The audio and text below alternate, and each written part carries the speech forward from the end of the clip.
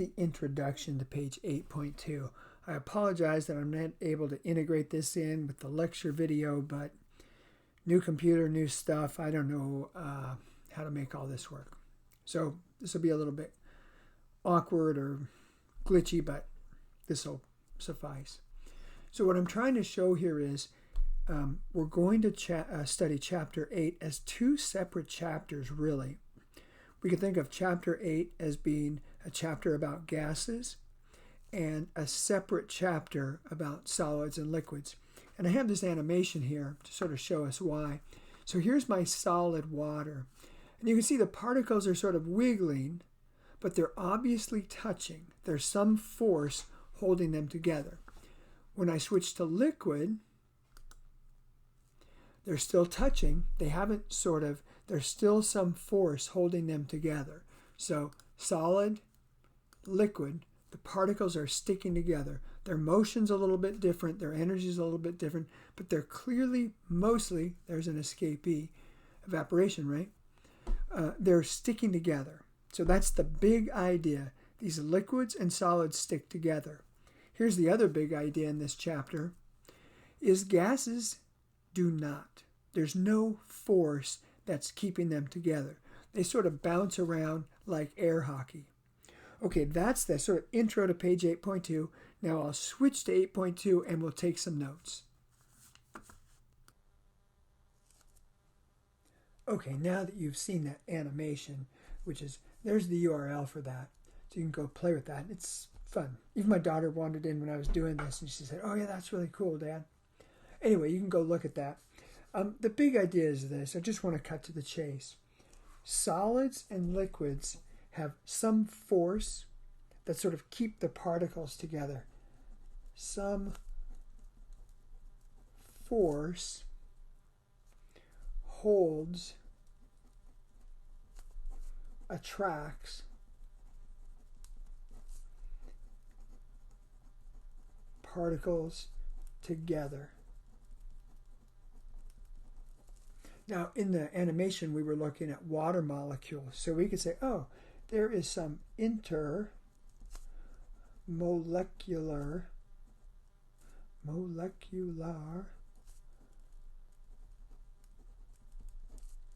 force. There's something holding the particles together. On the other hand, the gases, there was no glue, no attractive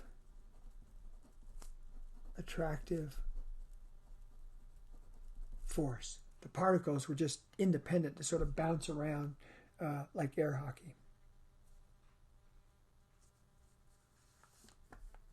Introduction to page 8.3.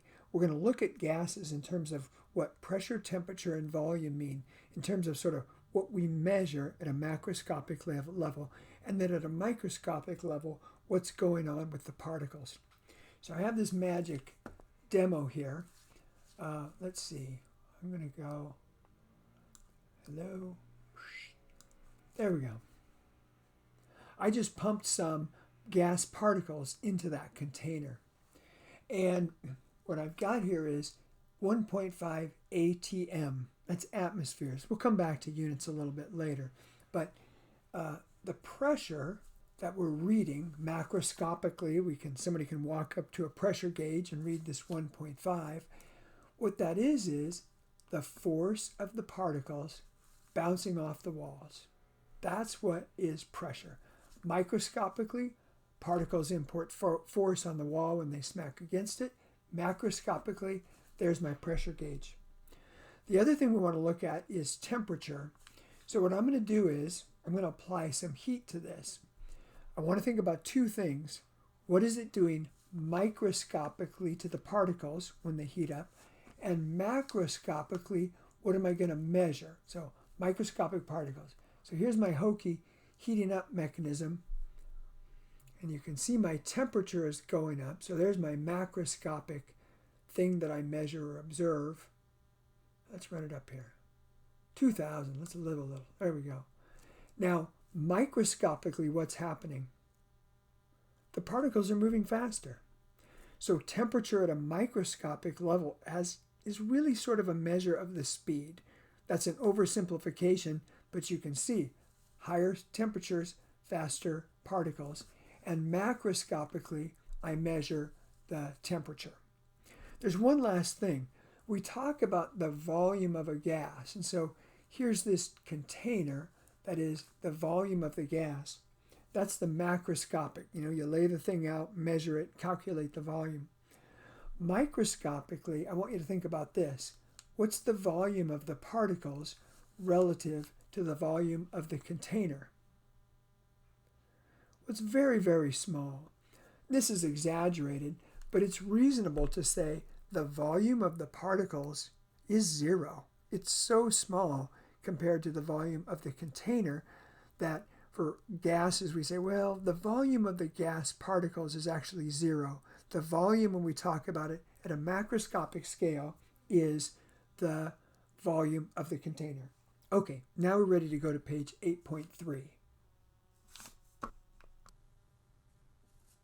All right, folks, now that we looked at this animation up here and looked at gases by themselves, what I want to do is talk about microscopically, what did we see the particles doing?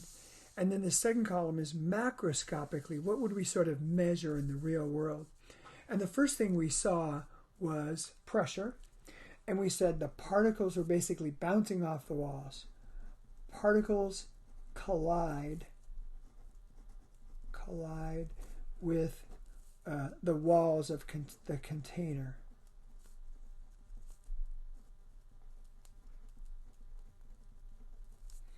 And what we were seeing macroscopically, we were just measuring pressure.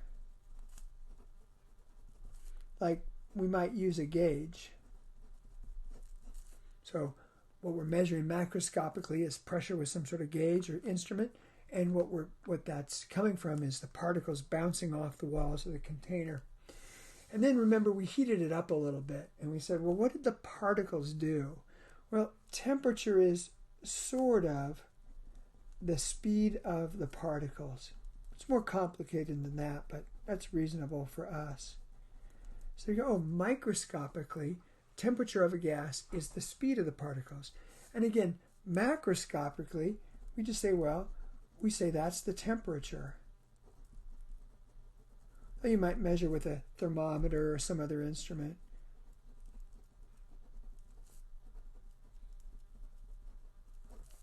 And lastly, we said, well, what about volume? We talk about the volume of a gas, but the volume of the particles,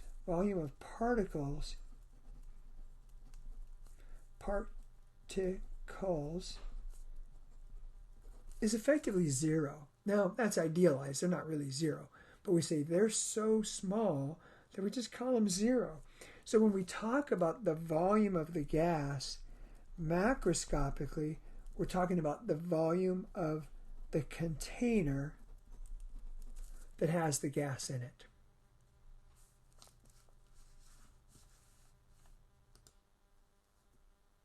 All right, let's go to the next page and talk a little bit more about how we measure pressure. Of course, things are going wrong, so when I printed it, I got 8.5, but it's page 8.4 in your lecture notes. So here's one way to think about this. We can do this a lot of different ways, but imagine a cylinder, empty cylinder, and it's open at the bottom, and there's some sort of area there. And if I put some liquid here, it of course has some weight. So what we can do is say, well, its pressure equals the weight of that liquid divided by the area at the bottom. That's pressure. Technically force over area. Well, you do this, with a car tire or a bike tire or something, and you say, oh, PSI. Well, what you mean there is pounds per square inch. So you've already kind of used this. Oh, weight over, PSI is pounds per square inches. Now here's another way to think about it. Imagine this. What if I took this height of this column of this H for height? What would happen to the pressure if I doubled that height? Well, I would double the pressure. So another way to measure it is we might say, well, what if I just measure the height of some column of liquid and say, oh, that's the pressure. Well, we'll do that in,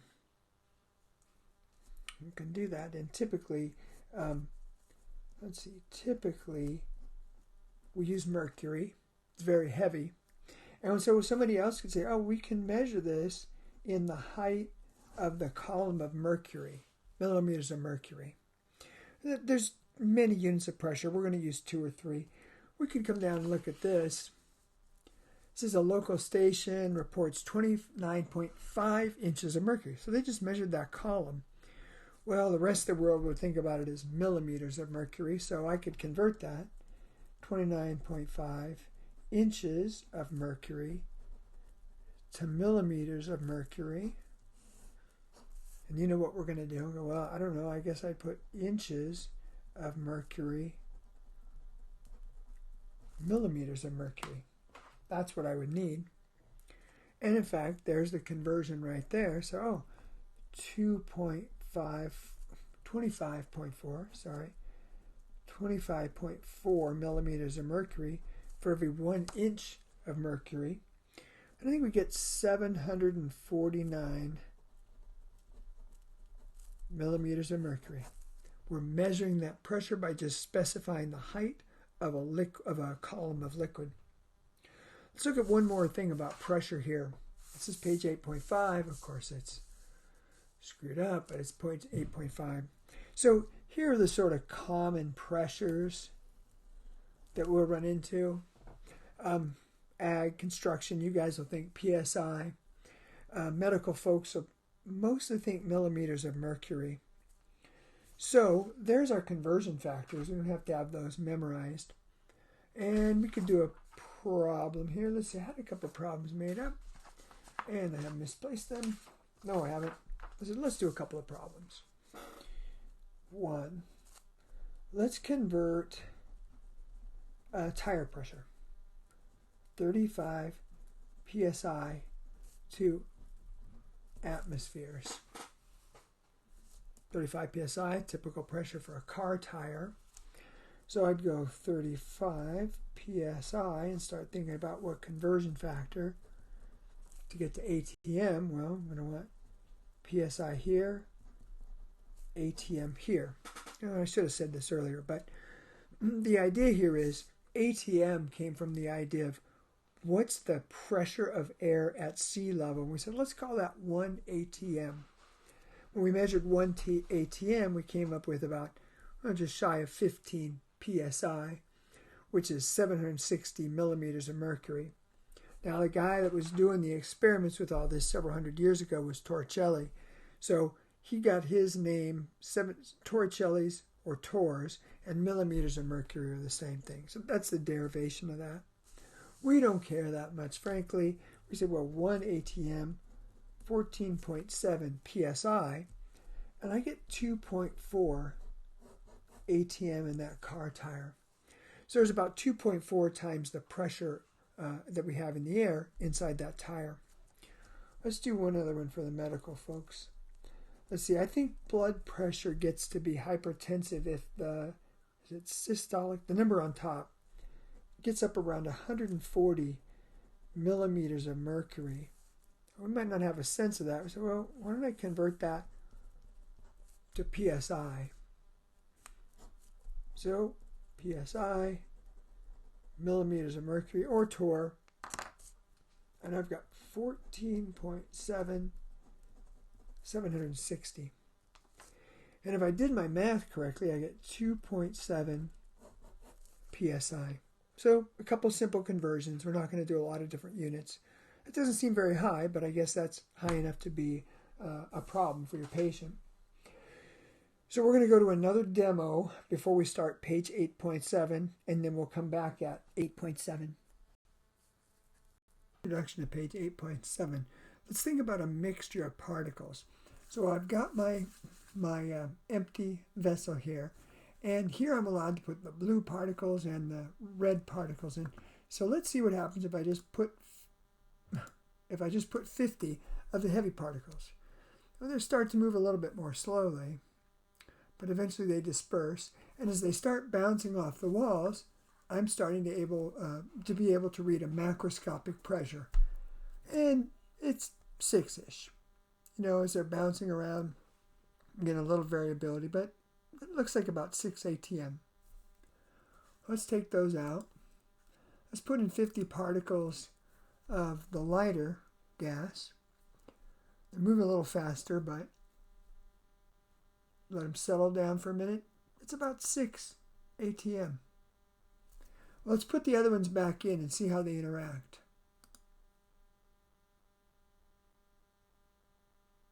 Now I've got about 50 particles of blue, 50 gas particles of red, and look what happens in my total pressure.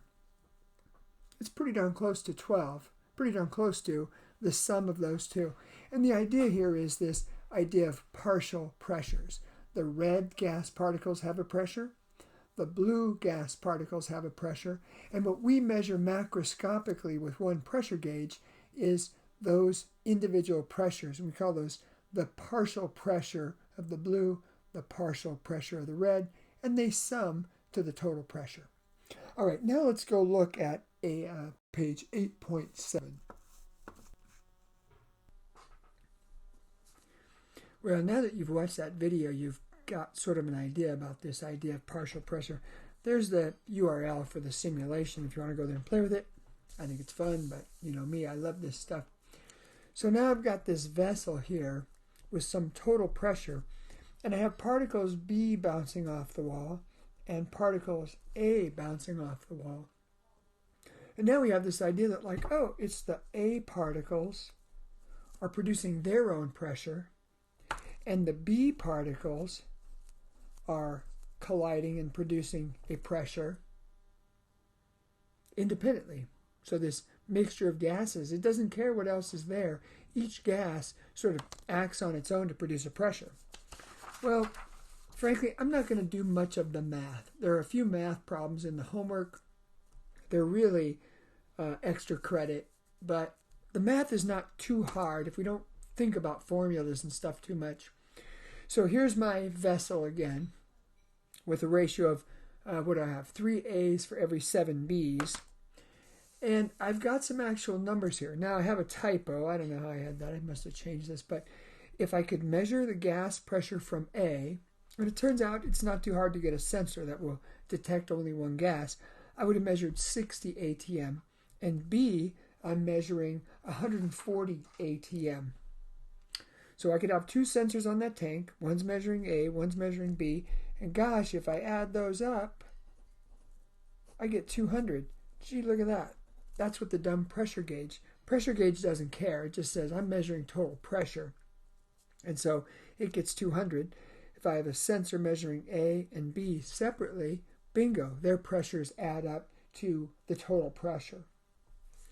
Okay, so we can just say, well, the total pressure, the pressure total equals the pressure from the particles A and the pressure from the particles B. And it says here again, how are the partial pressures related to total? Well, P total equals PA plus PB plus PC. However many gases I have, just add them all up, or each of them has an individual pressure. Now, here's something else to think about. It says, how are the moles, number of particles of each gas, related to something called the total number? Well, if I wanted to know the total number of moles, well, I'd have to add up the moles of A and the moles of B and the moles of C and so on. No big deal. Well, of course, if I have some number of moles of gas, I'd have to add all the different ones up to get my total particles. My total pressure is the individual pressures. Now, that sort of hints at where we're going. I don't want to get too hung up on any formula or anything. But here I've got a pressure inside the lungs of a patient, nitrogen pressure, oxygen, carbon dioxide, and water vapor. And it says oxygen is 100 millimeters of mercury. My total, if I were to add all these up, 573 plus 100 plus 40 plus 47 equals 760 millimeters of mercury. That's the total of all those individual pressures. Now, I've got a sensor that says oxygen is 100. And it says, what's the percent of oxygen in that mix? Now, maybe stop the video and think, okay, wait a minute.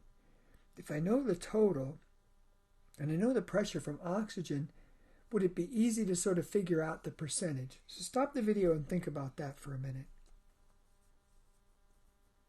All right, you figured it out, right? You said, well, wait a minute. If the pressure of oxygen is 100 and the pressure total is 760, well, that's what? I did the math here. Did I do the math? 0.132. If we converted that to a percent, 13.2%. 13.2% of the total pressure is from oxygen. Guess what the percent oxygen is? 13.2%.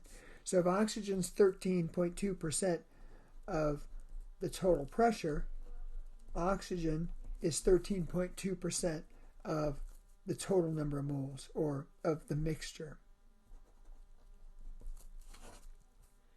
Now we have a nice little graphic here from this problem. It says what I've got helium here and xenon there. And it says my total pressure is 760. And it says, well, could you figure out from that total pressure what the pressure from helium and xenon is? Well, xenon, it looks like I've got 4 particles. Helium, 1, 2, 3, 4, 5, 6, 7, 8. Now stop the video and think, okay, well, wait a minute. If I know 8 out of 12 are helium, and the total is 760, well, what would the pressure from helium be? There's a number of ways to do that. So stop the video and think about that. All right, you figured it out, right? You said, well, gosh, if the number of moles of helium are 8 out of the total number, say, well, that's 0.666 blah, blah, blah, 7. That's the ratio of moles of helium to xenon. Say, well, wait a minute. I'll bet the pressure of helium over the pressure total is probably equal to that 0.6667. And you do the math, pressure of the helium is 500 millimeters of mercury. Now again, there are some homework problems that are like that. They're extra credit. Really just trying to get you to realize that individual gases act independently in terms of their pressure. It tells us something about the mix that's there. All right, we are going to completely switch gears now. The rest of this chapter will be talking about liquids and solids only. Thanks for hanging in there. Bye for now.